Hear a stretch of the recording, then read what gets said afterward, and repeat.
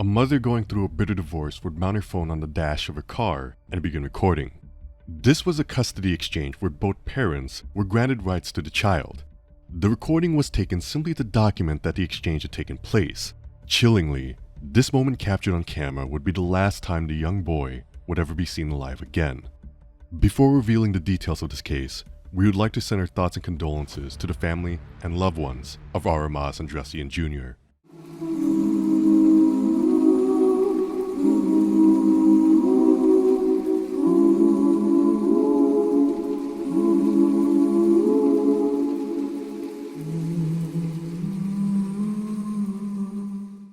Los Angeles, California.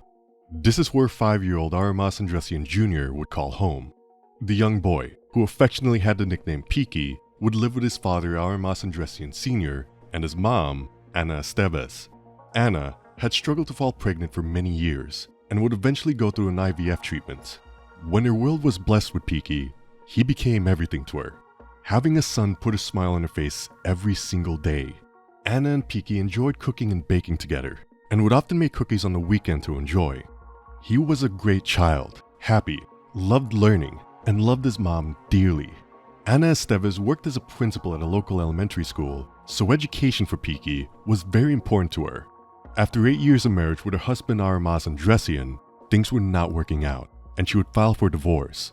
This divorce would become bitter, with both parties making accusations against the other, engaging in a sort of smear campaign against one another. Part of the reason for the divorce was that Ana was concerned with the way Aramazd would treat Piqui. She would observe him getting aggressive, getting only inches away from their son's face and yelling at him, reducing him to tears.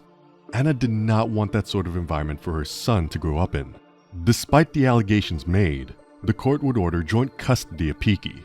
The order would give each parent 7 consecutive days of custody of their child before having to hand him back at a neutral location agreed on by both.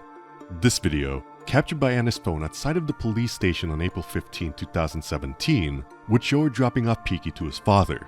While mother and son were sharing a hug together, a pacing Aramazd can be seen in the background. His behavior looks suspicious. He seems fidgety and nervous, and is acting very weirdly. You can see the affection that Ana and Piqui have for each other, and then look at him in the background. It was at this point Piqui kisses his mom and whispers in her ear, "I don't want to go with him, I want to stay with you." When Ana does hand him over, his body language seems completely different with his father, arching his legs away from him and appearing to push away. 7 days after this footage was taken, on April 22nd, Aramazd Andressian Senior and Piqui would fail to show up at the prearranged drop-off location in San Marino. Ana would sit there waiting, and as minutes would turn into hours, she would begin to think something was wrong. She would contact the San Marino Police Department around 10 a.m., telling them her husband was a couple of hours late at this point for the 8 a.m. drop-off. He wasn't answering phone calls, he wasn't responding to text messages, and by being over 2 hours late, was violating the custody order. She would provide his license plate, which police would enter into their system. Surprisingly, when they entered into their computer, it would show that his car had been towed earlier that morning by South Pasadena PD. The case would become even more complex when Aramazd was found that same morning lying on the ground unconscious in Arroyo Seco Park. A jogger that had been running on the trail had noticed him and called the police. This picture was taken of his car at the park. He would be located around 30 feet behind his vehicle on a horse trail. Paramedics would arrive and transport him to the hospital, having no idea about anything to do with a missing child at this point. As he would lay in the hospital bed, they would ask him what happened, to which he had claimed that he was assaulted and that his ex-wife probably had something to do with it. At no point did he mention anything about his son or the fact that he was in his care at the time. This is when authorities would tow his car and leave him at the hospital to receive treatment, thinking nothing further of the incident. When San Marino PD would eventually piece all the information together, they would head down to the hospital and question Aramazd. He would claim that he had no idea where Piqui was, and police would treat this as a missing persons case, believing the young boy may have wandered off when his father was unconscious. As is with any missing persons case, the first people authorities would look into is the parents. Because of the circumstances in which Piqui went missing, they would look into Aramazd's background. They would find that he was well educated, with a bachelor's degree from a local university. and had absolutely nothing on his record, not even a parking ticket or moving violation. Because Piqui was in his care at the time, he didn't know where he was. South Pasadena PD would arrest him for child endangerment. He was also found under the influence of drugs, in particular opioids, and was arrested for that as well. After his arrest, he would be taken back to the station for questioning. He would stick to his story about being assaulted, but would start pointing the finger at his ex-wife, insinuating she may have had something to do with it. Our main goal, more than anything in here, is to find your son. And if you can give us any information to help us find him, that's what we're trying to do. I've always wanted to 50-50 find. From the beginning, I always sole custody. It's been tough, because, all I just want is what is in the best interest of our 50-50. And that's what, and it's like more and more, it's just a continuous battle. He still could not tell investigators where Piqui was. No one was with your son except you? No. Did you give him to somebody else? I did not. Detectives would notice abrasions on the palm of his hands, which they would find odd. You don't know how all that I do not know any of this. You don't remember doing I don't anything? remember anything. You don't remember digging around? And it's not dirt. You don't remember? Did you have car problems or anything? I did not. Is that grease or you don't know? It's not grease. I mean, if I would love it if you guys take a sample or something or pictures. You don't remember? I don't remember any. You don't remember outside. the fire department coming from you? No. Pictures would be taken of his hands, and dirt would be observed embedded under his fingernails. Inside of Aramaz's car would be some alarming items. An ultrasound photo of Piqui would be found propped up on the dashboard. A gas can would be found on the inside of the car, and the entire interior of the car had been doused in gasoline.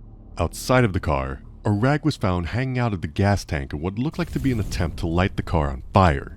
In the backseat, Piqui's sippy cup was found and taken for evidence, as well as a jacket which was found to have vomit on it. Authorities would question him again and try to come up with a timeline of events from the time he picked up Piqui to the time he was found, so they could investigate his movements. Okay, what did you do this past Thursday? We went to Disneyland.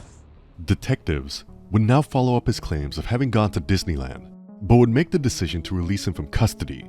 They felt their case on child endangerment wasn't strong, and Aramazd being out of custody might lead into a crucial piece of evidence. They would have him under constant surveillance, whilst attempting to corroborate a story of his movements from the past week. A search warrant would be issued for his house, and video would be seized of him leaving his residence 2 days prior before Piqui was due to be handed back to his mom.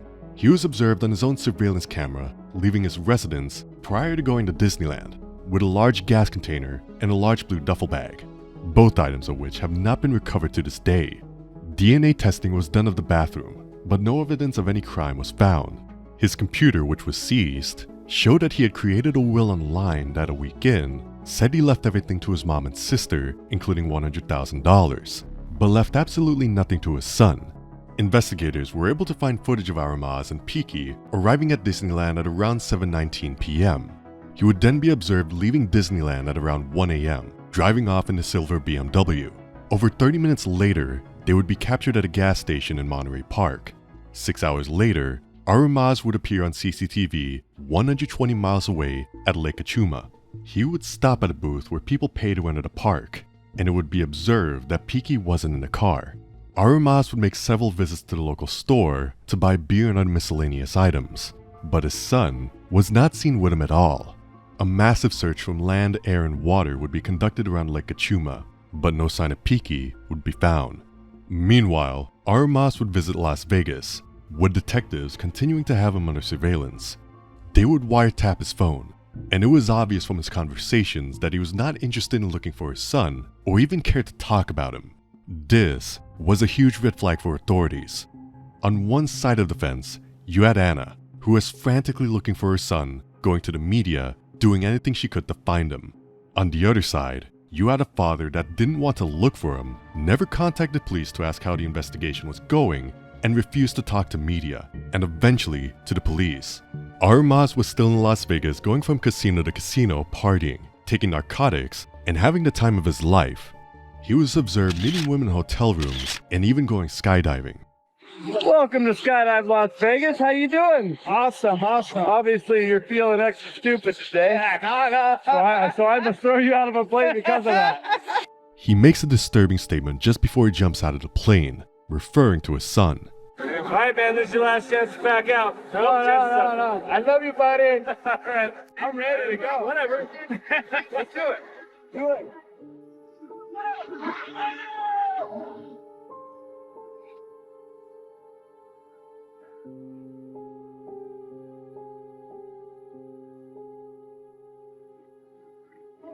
This seemed to be a man that was living out his life enjoying what he could before things eventually caught up to him.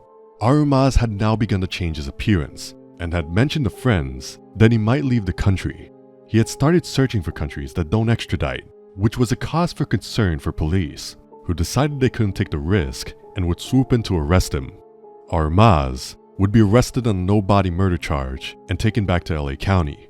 What would happen next would shock detectives. I'm gonna tell you exactly what happened. And I was begging for mercy. I've done enough damage. I looked at him.